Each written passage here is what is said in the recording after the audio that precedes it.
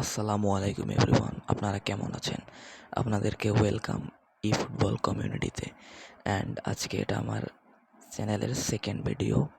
তো আমি ইউটিউব চ্যানেলের জার্নি শুরু করেছি আমি আশাবাদী আপনাদের কাছে যে আপনারা সাবস্ক্রাইব করে আমার পাশে থাকবেন। তো গত ভিডিওতে আমার একটু সাউন্ড প্রবলেম হয়েছে হয়তো বা, আমি বুঝতে পেরেছি, কিন্তু আজকের ভিডিওতে আমি সেই বিষয়টি ইমপ্রুভ করার চেষ্টা করেছি। তো ভিডিওটি সম্পূর্ণ দেখবেন, স্কিপ করবেন না। কোথায় কোথায় আমাকে আরও ইমপ্রুভ করতে হবে সেটি জানিয়ে যাবেন। আজকের ভিডিওর বিষয় হচ্ছে যে আপনারা নমিনেটিং কন্ট্যাক্ট থেকে কোন প্লেয়ারটি নেবেন, কোনটি ভালো হবে, টোকেন পাবেন কিভাবে।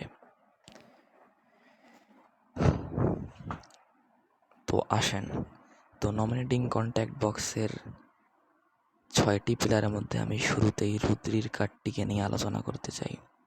তো রুদ্রির এই কার্ডটি কিন্তু ডিএমএফ কার্ড এটার প্লে সেল হচ্ছে অ্যানকরম্যান। এই কার্ডটি একটি অসাধারণ ডিএমএফ কার্ড এই বক্সের একটি বেস্ট কার্ড। ফার্স্ট প্রায়োরিটি হবে এই কার্ডটি। এই কার্ডের স্ট্যাটস অনেক সুন্দর। তো আপনাদের যদি কোনো ভালো ডিএমএফ না থেকে থাকে তাহলে আপনারা চোখ বুঝে রুদ্রিকে নিতে পারেন। আর তা বাদে চিন্তা নেই, কারণ ফ্র্যাঙ্ক রাইকার্ডের একটি অ্যানকরম্যান কার্ড আমরা পেয়ে যাচ্ছি ডেইলি গেম থেকে। তো আরেকটি ডিএমএফ কার্ড হচ্ছে বার্সেলোনার ডিএমএফটি এটার প্লে ছিল অ্যানকরম্যান, বাট এটার স্ট্যাটস মোটামুটি লেভেলের রয়েছে। তো আপনারা ওটাকে স্কিপ করে রদ্রিগে নিতে পারেন।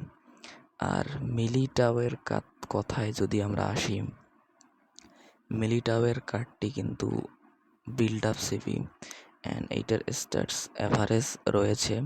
তো যারা বিগিনার বা কেবল গেম খেলা শুরু করেছেন তারা এই কার্ডটিকে চয়েস করতে পারেন। আরেকটি সিবি রয়েছে ব্রিমার।